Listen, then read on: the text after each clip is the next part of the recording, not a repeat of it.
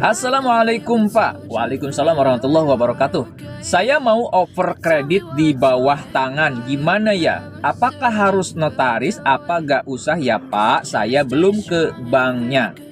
Baik, over kredit rumah di bawah tangan itu gimana ya? Nah, jadi begini, over kredit rumah di bawah tangan itu maksudnya proses atau transaksi over kredit, pengalihan kredit kepemilikan rumah dari si debitur kepada pemilik baru, kepada debitur baru, tetapi tidak diajukan permohonan over kredit terlebih dahulu kepada bank yang memberikan layanan KPR.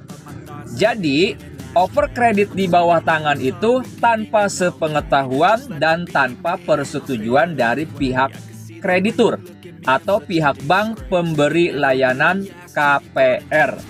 Nah, over kredit rumah yang dilakukan di bawah tangan itu biasanya satu, dilakukan antara pembeli dengan penjual. Si debitur tadi dengan si pembeli baru, si pemilik baru. Dilakukan transaksi kesepakatan.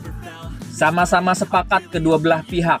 Sama-sama mengikatkan diri dalam suatu perjanjian over kredit rumah. Nah, ini sering terjadi memang di masyarakat. Misalkan si debitur ini, si pemilik rumah, ya, pemilik rumah KPR, misalkan terdesak kebutuhan ekonomi atau merasa tidak sanggup lagi nih untuk nyicil sampai dengan lunas, maka dia cari orang yang mau mengambil alih kredit kepemilikan rumah tersebut. Ketemulah misalkan dengan tetangganya, atau misalkan dengan temannya atau dengan saudaranya. Nah, kemudian si tetangganya atau temannya atau saudaranya berminat atau misalkan bersedia untuk melanjutkan cicilan rumah bersubsidi tersebut. Sepakatlah antara kedua belah pihak, kemudian si pembeli misalkan memberikan sejumlah uang, misalkan untuk ganti DP atau cicilan yang sudah masuk, biaya rehab atau renovasi, atau apapun itu disepakati oleh kedua belah pihak.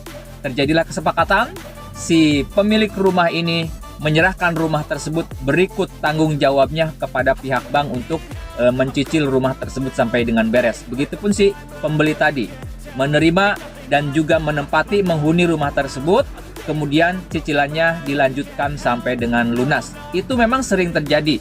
Nah, itu aman-aman saja kalau misalkan si pembeli baru ini, si pemilik baru ini benar-benar bertanggung jawab, benar-benar amanah melunasi cicilannya tersebut sampai dengan lunas, tidak pernah menunggak. Itu saya rasa ya akan aman-aman saja. Cuman memang nanti ketika cicilan KPR-nya lunas, ini pasti diperlukan si pemilik pertama ini. Karena pada saat melunasi cicilan dan mengambil sertifikat rumah, itu biasanya harus pemilik pertama. Karena pasti memerlukan beberapa dokumen, misalkan buku nikah, kartu keluarga, dan lain sebagainya. Nah, kemudian bisa juga dilakukan di bawah akta notaris, yang mana si pembeli dan si penjual datang kepada pihak notaris menyampaikan maksud dan tujuan untuk melakukan transaksi over kredit di bawah akta notaris. Kemudian terjadilah transaksi, kemudian notaris membuatkan akta notarisnya, perjanjiannya, dan lain sebagainya. Nah, itu juga sering juga terjadi di tengah masyarakat. Nah, kalau dilakukan di bawah akta notaris sebetulnya lebih aman dibandingkan dengan tanpa di bawah notaris.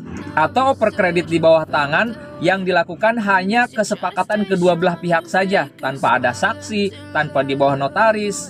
Nah, itu memang ada saja potensi masalah di kemudian harinya.